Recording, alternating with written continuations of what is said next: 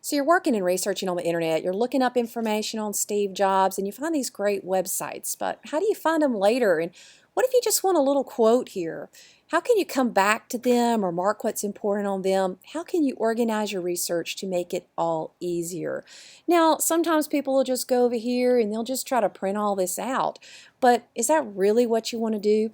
You could email it to yourself by, copying this link here and then just pasting it in to your email. But there's another way. You can